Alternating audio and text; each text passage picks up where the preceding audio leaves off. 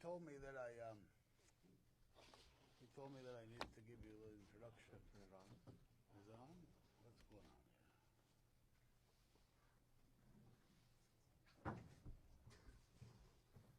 It's on. Technical difficulties, apparently. It's on. It's on, no? Oh, yeah. I never did this before. So, bear with me. I was told I needed to give you a little introduction. I don't know how to do that, but I'll give you a welcome. So, welcome to our territory, Tyendinaga Mohawk Territory.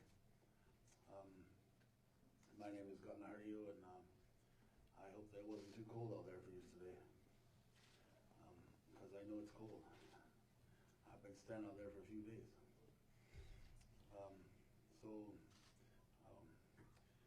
We had a meeting today, and we had a meeting last Saturday, and this is our first press conference. So I'm gonna pass the beginning of this to somebody else who's had a little more experience than me, and then we'll figure out where we go from there. You wanna read that?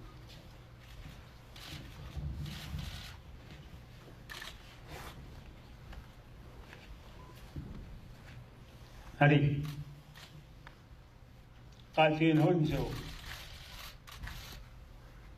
Tyendinaga, Abayangat, Itutarnoaende, Patoten, Atenten, Anu, Chizetli, Jetagistani, no, land. Kai, no, how Gistai, Anu, no, Patoten, Chizetni, South. Tani Skajanoaende, Ohireta, Anu outak Bakos Selai. It's no Tedes, the Tole, Tani, the kind of office. Kankai, Zana Tekik, and Prime Minister Trudeau, Kaya Tikya. Ay, Hoya Pasades, is a routine. Near Howard some years, Shizetni, no Nia, no Destiny, South side. So neutly. One of Stitchani at needed, no Sadide, when the world is a kind of Hana Kisutasi, Skak have a pay, no Kai have a pay, any a pay at that. So the here too by it's a stick on sign of destiny.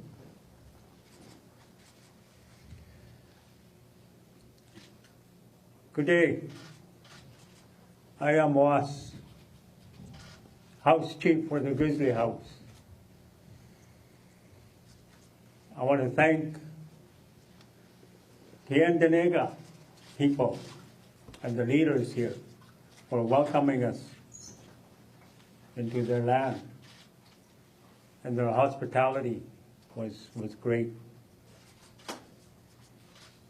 I have with me, we're all here together, Chungan, Tayu, Smokas Kem, Lastamachi, House Cut, Unesutan, Castewe, Gidamdan. We come a long ways, not only the distance that we travel, and we heard Prime Minister Trudeau just a little while ago talking about the inconvenience that Canada has suffered. However, there is a difference between inconvenience and injustice. Total difference.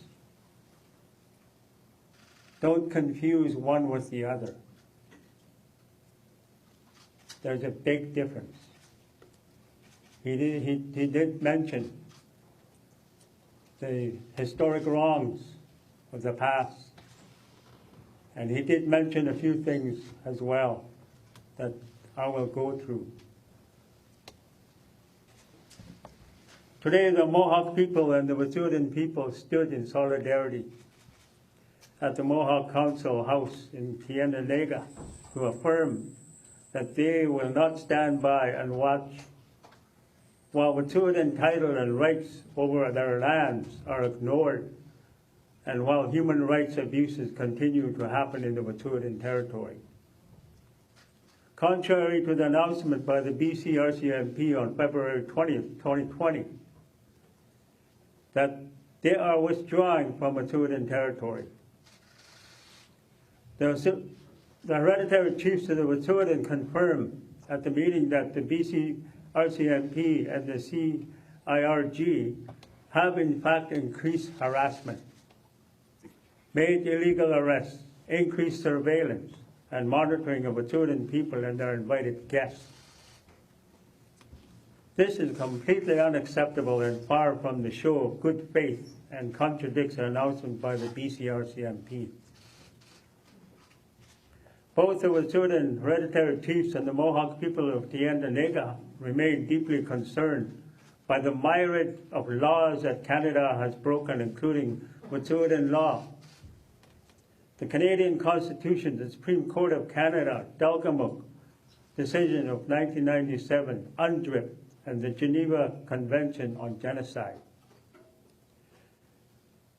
They want to remind Canada and the world that Wet'suwet'en land was never ceded or surrendered, and as such, Canada's actions amount to an illegal occupation in Wet'suwet'en territory.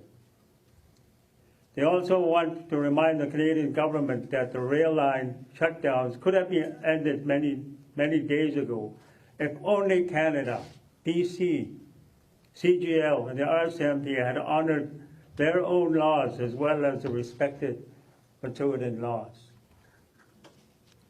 The Wet'suwet'en hereditary chiefs have put a path of peace forward in order that nation-to-nation discussions with Canada and BC may occur freely and without duress. We demand the remote detachment community industry service office established by the RCMP on Wet'suwet'en territory without our consent be immediately removed, and that the RCMP are completely removed from our territory and cease patrols from our lands. Out means out.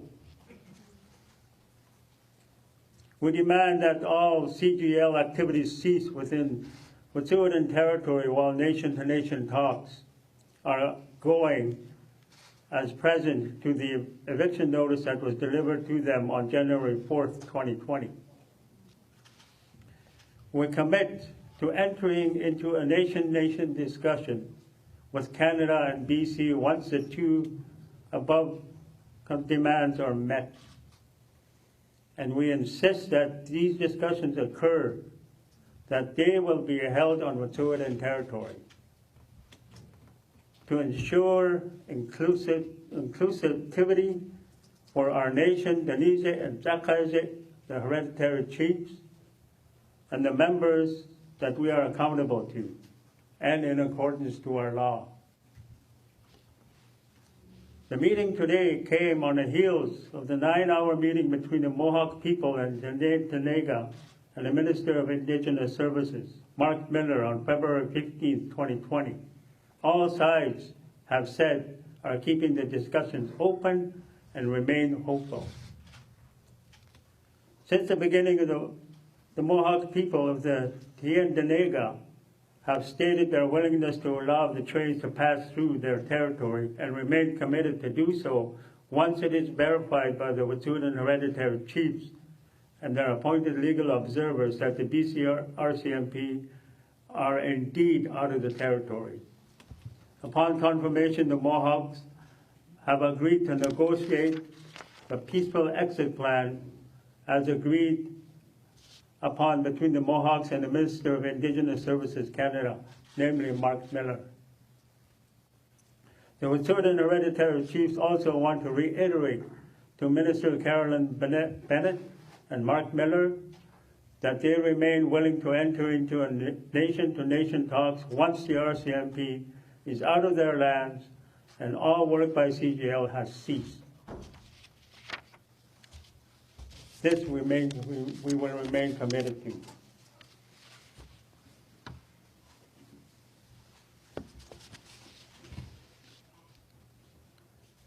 With that, we'll open it up to questions.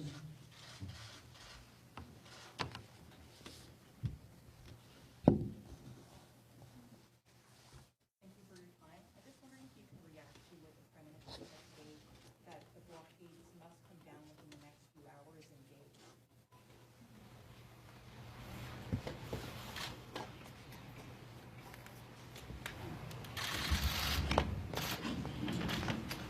I'll reiterate what my people said, is that the blockades, which there are none, that we will allow trains to pass through our territory once the RCMP have been removed from our Wet'suwet'en territory and that it has been confirmed by the hereditary chiefs of their nation, and not before then. Chief, yesterday, John Morgan said that having CGL stop work is a non-negotiable, that's not going to happen. What's your reaction to that position? I think our stance remains similar. Right from the beginning, we said we wanted them to come in and talk with us. We have a process called WACOS. We definitely wanted them to come. And just for your information as well, when we announced that we were going to sit down with Mr. Horrigan, Mr. Scott Fraser came in with his colleagues, and they ended up doing the discussion with us. So it wasn't very productive at that time. On our part, it was. The Prime Minister today said that it exhausted all avenues the government has, that they can't have this dialogue when only one party comes to the table. I wonder what your response is. Contrary to what we're saying right now, nation to nation, we're open to it. And I think it's a matter of public opinion as well. That's what he's saying. But at the same time, if he's willing to sit down with us, we are open to that, providing that the RCMP get out of our territory. Chief, one of the ongoing narratives of these protests is one that is anti-fossil fuels. It's an environmental argument, and yet when you look at the protesters, the blockades, they're using fossil fuels to keep warm, to fuel their vehicles. Is there not a degree of hypocrisy there? I don't want to get into any psychological attrition, so I can't comment on that. Chief, can I just clarify your demands? To sit down with the federal government, is that to have the RCMP leave entirely and CGL stop work? Exactly. Okay. Is there a chance that we won't see the encampment? It's okay, it's okay. She can go ahead. One first. Oh, sorry. Sorry. So sorry, Mike Lucero with Global National. Thank you for taking the time.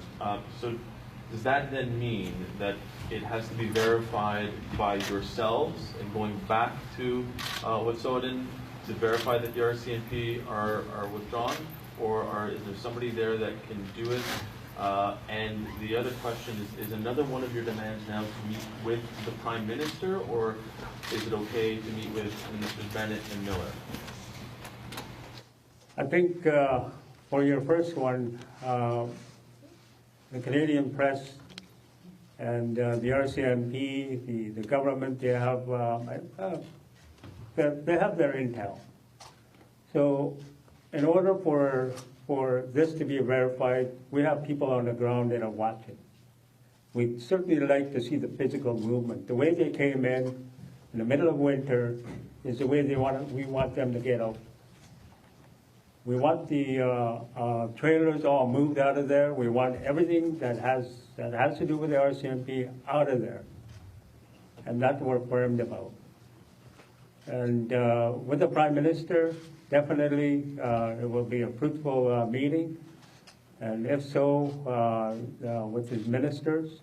So There we go. That's a nation-to-nation talk that we'd like to build on. Sorry, just to clarify, does it have to be the Prime Minister, or will you be okay with Ministers Miller and Bennett instead?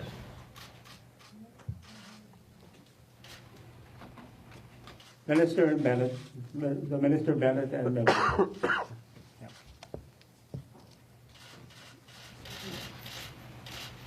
Is there a chance that we won't see the encampment here in Tyendinaga come down if CGL does not withdraw from Tyendinaga territory, or is it just strictly RCMP present?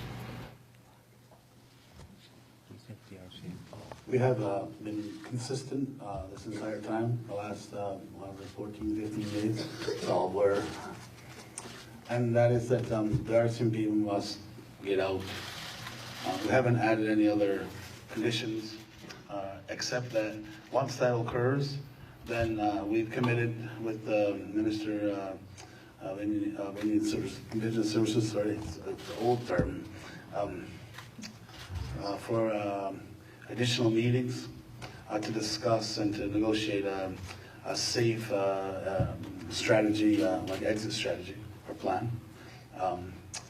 So that's where that's at. There's no other demands or extra stuff on our part on that. I have a question. I just want to honor you for your continued stance to fight for the rights, your Indigenous rights. As a Métis and half and half, what question would you say to the Canadians that are actually standing behind you? What would you like to say to them? The non-Indigenous Canadians that are standing with you guys.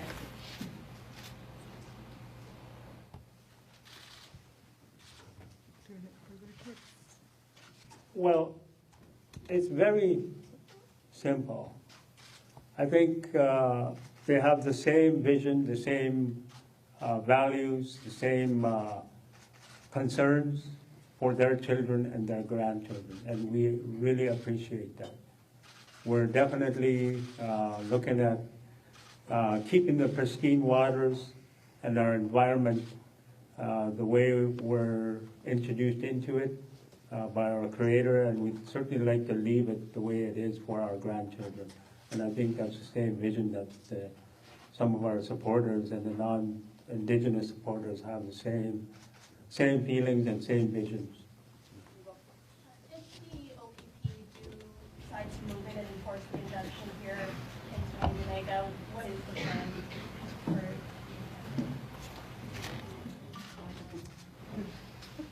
I think that's a matter of national security.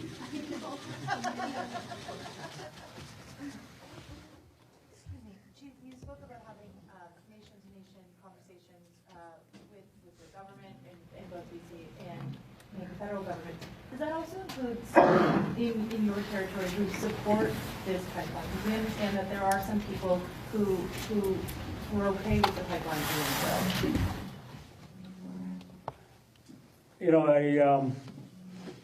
In our culture, it doesn't matter what the opinions are on other people.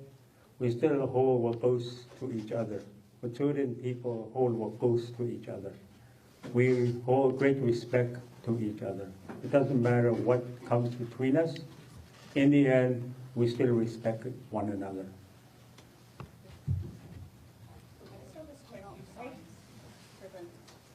I'm just wondering the level of concern people who are standing up, and we're hearing reports that there's a growing level of vigilantism and people coming from the outside and trying to hurt people who are standing up for the rights. And I just wonder how concerned you are about that and the safety of people out at these encampments.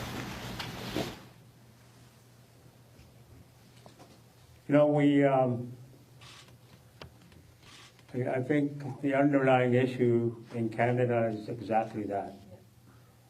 The only difference that's happening nowadays is that there's a lot of social media, and also when we shook the so-called vote, and it all of a sudden surfaced the racism and the prejudice that was hidden all these years. So there's no difference at all. This word that we can come up with in the English language for Wakos is respect. If they show respect, definitely we'll start talking. We'll start looking at a dialogue. But when you go back to your simple negotiation techniques, respect, trust comes first. And if those two are not around, how can you come up with a dialogue? Simple as that. Yeah, Trudeau said this morning that the demonstrations going on across the country could be a hindrance to reconciliation. What do you have to say about that?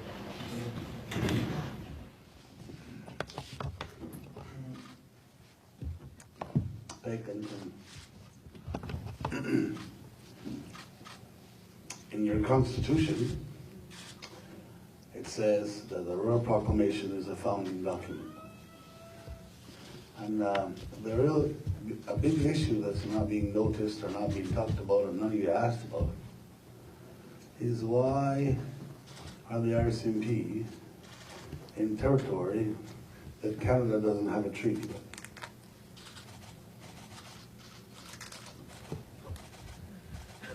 The hindrance is invading territories that are not under the Dominion of Canada. Your Prime Minister has committed a crime. And the whole world needs to be being loud about it. I don't think I got more to say on that one. No more questions. Yep. I just wanted to. Oh, he's not. He's got a statement to make.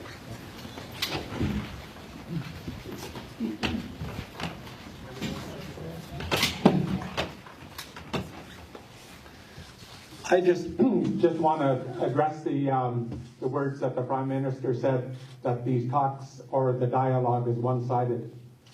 And the one-sidedness started ever since Confederation. All of the things that are going on today have been one-sided. When you take a look at the consultation process, and the consultation process is set up by governments, with no inclusion of the Aboriginal voice inside there. When you take a look at the negotiations that we were doing, and it was all one-sided. They had a predetermined, when you go across the Rockies, when we're discussing treaties, it's one-sided. We were set in place with negotiation of the outcome being 5% of, it's called the 5% land selection model. So when you take a look at that, they had a predetermined outcome on it. When we take a look at the environmental processes, do you see the Aboriginal footprint in the environmental process? Again, lopsided. You don't see the Aboriginal voice in there. So when you take a look at all of the processes that we've got in Canada, and you take a look at all of the regulations that they're putting together, you're not going to find the Aboriginal voice in there. So when Prime Minister Trudeau is talking about a lopsided dialogue, one-sided, he better take a look at the way they've been treating the Aboriginal people ever since Confederation. Thank you.